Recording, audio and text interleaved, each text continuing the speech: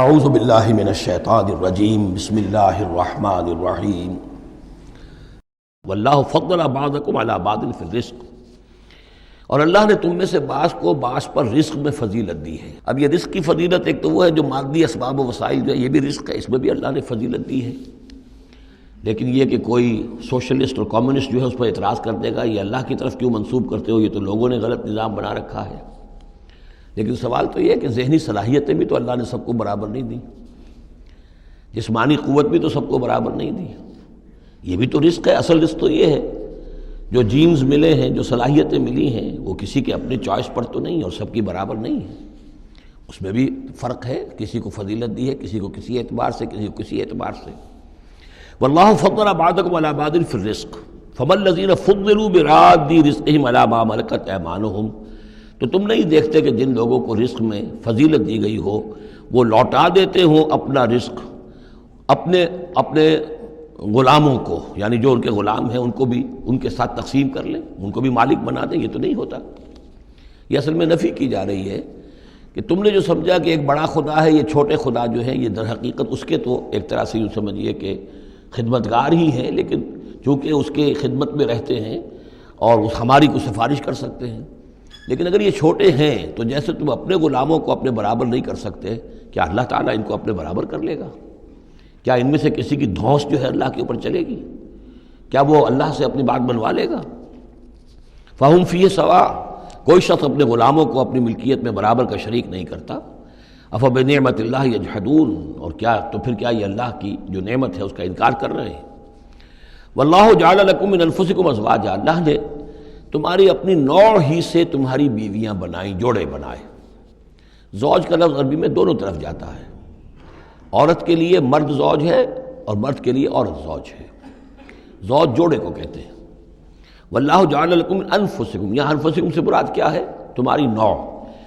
ہر جاندار کا جوڑا جو ہے اسی کی نوع میں سے ہے، ایک سپیشیز ایک ہی ہے،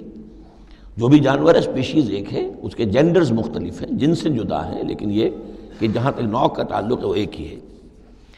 وَجَعَلَ لَكُم مِّنْ أَزْوَاجِكُمْ بَنِينَ، اور پھر تمہاری بیویوں سے یا تمہارے جوڑوں سے تمہارے لیے اس نے بیٹے بنائے، وَحَفَدَةً، اور پوتے تمہیں عطا کیے، وَرَزَقَكُم مِّنَ الطَّيِّبَاتِ، اور ساری پاکیزہ چیزیں تمہیں دیں۔ أَفَبِالْبَاطِلِ يُؤْمِنُونَ وَبِنِعْمَةِ اللَّهِ هُمْ يَكْفُرُونَ، یہ نعمت کا لفظ دیکھیے بار بار اس صورت میں آ رہا ہے۔ تو کیا یہ باطل پر ایمان رکھتے ہیں اور اللہ تعالیٰ کی نعمت کا انکار کرتے ہیں، کفران نعمت کرتے ہیں؟ وَيَعْبُدُونَ مِن دُونِ اللَّهِ مَا لَا يَمْلِكُ لَهُمْ رِزْقًا مِّنَ السَّمَاوَاتِ وَالْأَرْضِ شَيْئًا، اور یہ پوج رہے ہیں اللہ کو چھوڑ کر ان چیزوں کو جنہیں کوئی اختیار نہیں ہے ان کے لیے کسی رزق کا، نہ آسمانوں سے نہ زمین سے۔ وَلَا يَسْتَطِيعُونَ، نہ اس کی قدرت رکھتے ہیں۔ یہ ذہن میں رکھیے کہ یہ جو مشرکین عرب تھے اپنے ایام جاہلیت میں بھی تلبیہ جو پڑھتے تھے، لبیک اللہم لبیک لبیک لا شریک لک لبیک، تو اس میں موجود تھا لا شریک لک لبیک الا شریکا تملکہ وما ملک، تیرا کوئی شریک نہیں ہے، ہاں وہ شریک کہ جو کچھ اس کا اختیار ہے اس کا بھی مالک تو ہی ہے، یعنی بالآخر اختیار تیرا ہی تیرا ہے، کسی تیرے شریک کے پاس کوئی اختیار جو ہے تجھ سے آزاد ہو کر آٹونومس کوئی اختیار اس کے پاس نہیں ہے۔ تملکہ وما ملک، تو ہی اس کا بھی مالک ہے اور جو بھی اس کا اختیار ہے وہ بھی در حقیقت تیرا ہی عطا کردہ ہے، یا تیرا اختیار مطلق اس کے اوپر بھی غالب ہے۔ تو گویا کہ جیسے عیسائیوں کے ہاں انہوں نے توحید کو تثلیث میں بدلا، پھر تثلیث کو توحید میں لے آتے ہیں، 3 in 1 and 1 in 3، اسی طریقے سے مشرکین عرب توحید کے اندر شرک پیدا کرتے تھے، شرک کو پھر لوٹا دیتے تھے توحید کی طرف۔ فلا تضربوا للہ الامثال، تو دیکھو اللہ کے لیے کوئی مثالیں بیان نہ کیا کرو، اگرچہ اسی صورت میں ہم پڑھ چکے ہیں وَلِلَّهِ الْمَثَلُ الْأَعْلَىٰ، ظاہر بات ہے کہ اللہ تعالیٰ کی ایک ہستی ہے، بہت بلند و بالا ہے، اصولی طور پر تو ہم یہ کہہ سکتے ہیں کہ اللہ کی مثال یا اللہ کی شان بہت بلند ہے، لیکن کوئی مثال بیان نہیں کر سکتے اس کے لیے۔ مثال جو بھی لائیں گے عالم خلق سے لائیں گے، اپنے ذہن سے لائیں گے، محدود سوچ ہے، محدود تصور ہے، ہماری قوت متخیلہ محدود ہے، جو بھی شے لائیں گے اس محدود سے، وہ ظاہر بات ہے کہ اللہ تعالیٰ کی مطلق اور جو ہستی ہے، ایبسولیوٹ ایگزسٹنس جس کی ہے، جس کی ایٹریبیوٹس ایبسولیوٹ ہیں، ان کے اوپر اس کو کوئی مثال صادق نہیں آ سکتی، اور یہ صحیح بات ہے، اگرچہ دینا پڑتا ہے۔ اللہ کے افعال کے لیے اللہ تعالیٰ جو کچھ کر رہا ہے، جس طور سے کر رہا ہے، کچھ نہ کچھ الفاظ استعمال کرنے پڑ، اللہ کا ہاتھ، اللہ کا چہرہ، اللہ کا پاؤں، اللہ کا تخت، اللہ کی کرسی، اللہ کا عرش، اب یہ سب چیزیں آئیں گی، لیکن یہ کہ ان کی اصل حقیقت کو ہم بالکل نہیں جانتے، اور ہم خود کوئی مثال بیان کریں اللہ کے لیے اس سے روک دیا گیا۔ فلا تضربوا للہ الامثال۔ چنانچہ یہ بات جو آئی ہے سورہ شورى میں تو بلکہ کیٹیگوریکلی آئی ہے، لیس کمثلہ شیء، اس کے مثال کسی کوئی شے بھی موجود نہیں۔ ان اللہ یعلم وانتم لا تعلمون، اللہ جانتا ہے تم نہیں جانتے۔ ضرب اللہ مثلا عبدا مملوکا، اللہ نے ایک مثال بیان کی ہے تمہارے لیے ان کے شرک کی نفی کے لیے۔ عبدا مملوکا، ایک بندہ ہے، غلام ہے، مملوک ہے، لا یقدر علی شیء، اس کا کوئی اختیار ہے ہی نہیں، کچھ کر ہی نہیں سکتا، ایک وہ بندہ ہے۔ وَمَنْ رَزَقْنَاهُ مِنَّا رِزْقًا حَسَنًا، اور ایک شخص وہ ہے جس کو ہم نے اپنے پاس سے بڑا اچھا رزق دیا ہے، رزق میں مال بھی آ سکتا ہے، علم بھی آ سکتا ہے۔ فَهُوَ يُنْفِقُ مِنْهُ سِرًّا وَجَهْرًا، پھر وہ خرچ کرتا ہے اس میں سے کھلے بھی اور چھپے بھی،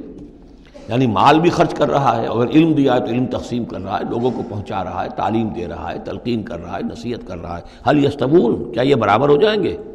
الحمدللہ، کل تعریف اور شکر اللہ کے لیے ہے، بل اکثرہم لا یعلمون، لیکن اکثریت جو ہے علم نہیں رکھتی۔ یعنی اللہ کے ایک وہ بندے ہیں کہ جو اس کے کام میں لگے ہوئے ہیں، امر بالمعروف نہی عن المنکر کر رہے ہیں، علم پھیلا رہے ہیں، یا اللہ نے مال دیا ہے تو اس کے دین کے لیے خرچ کر رہے ہیں، یا ابنائے نو میں سے جو لوگ ضرورت مند ہیں، محتاج ہیں، ان کو دے رہے ہیں، اور ایک وہ ہے کہ جس کے ہاتھ میں کچھ ہے ہی نہیں، اختیار ہی نہیں ہے، وہ کچھ کر ہی نہیں سکتا، تو یہ برابر کیسے ہو جائے گا؟ ضرب اللہ مثلا رجلین، اب اللہ نے ایک دو اور انسانوں کی مثال بیان کی۔ احدہما ابکم لا یقدر علی شیء وہو کل علی مولاه، ایک شخص کے دو غلام ہیں، ایک جو ہے ان میں سے وہ گونگا ہے اور وہ کسی کام کی صلاحیت نہیں رکھتا، اور وہ تو اپنے آقا کے اوپر بوجھ بنا ہوا ہے، روٹی تو توڑتا ہے، کھانا تو کھاتا ہے، اس میں صلاحیت کوئی ہے ہی نہیں، کوئی کام کر نہیں سکتا۔ غلام جو لوگ ہوتے تھے آقاؤں کے، وہ کما کے بھی لاتے تھے اور ان کی کمائی سے جو ہے وہ لوگ پھر عیش کرتے تھے، لیکن ایک غلام ایسا ہے، نکما ہے، ابکم لا یقدر علی شیء وہو کل علی مولاه اینما یوجہہ لا یأتی بخیر، جہاں کہیں بھی وہ آقا اس کو بھیجتا ہے وہ کوئی خیر لے کر نہیں آتا، نہ کوئی نفع کی بات، نہ کوئی نفع۔ هل یستوی ہوا، کیا برابر ہوگا وہ بندہ، وہ غلام، ومن یامر بالعدل، اور ایک اور غلام اس کا ایسا ہے کہ جو حکم دیتا ہے عدل کا، وہو علی صراط مستقیم، اور وہ سیدھی راہ پر قائم ہے۔ یہ مثال دے رہا اللہ تعالیٰ اپنے غلاموں کی کہ میرے بھی تو غلام، تم سب میرے غلام ہو۔ ایک میرے وہ غلام ہے کہ جو میرے رزق کو جو ہے وہ تو کھا رہے ہیں، پی رہے ہیں، لیکن میرا کام کوئی نہیں کر رہے، میرے دین کی خدمت کوئی نہیں کر رہے، میری کتاب کی خدمت نہیں کر رہے، میری مخلوق کی خدمت نہیں کر رہے، خدمت خلق نہیں کر رہے،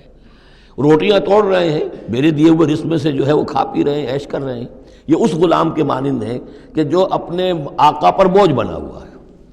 اور ایک غلام وہ ہے کہ جو اس خدمت میں لگا ہوا ہے، نیکی کا حکم دے رہا ہے، بدی سے روک رہا ہے، دین کی خدمت میں لگا ہوا ہے، دین کو قائم کرنے کی جد و جہد میں تن من دھن لگا رہا ہے۔ وَهُوَ عَلَىٰ صِرَاطٍ مُسْتَقِيمٍ وَلِلَّهِ غَيْبُ السَّمَاوَاتِ وَالْأَرْضِ، آسمانوں اور زمین کے سارے بھید، ساری کھلی باتیں، ساری چھپی باتیں اللہ ہی کے لیے ہیں۔ وَمَا أَمْرُ السَّاعَةِ إِلَّا كَلَمْحِ الْبَصَرِ، اور قیامت کا معاملہ تو بس ایسے ہوگا جیسے ایک نگاہ کا لپک جانا، اچانک آ جائے، او ہوا اقرب، یا شاید وہ اس سے بھی قریب تر ہو۔ ان اللہ علی کل شیء قدیر، یقیناً اللہ تعالیٰ ہر چیز پر قادر ہے۔ صدق اللہ العظیم۔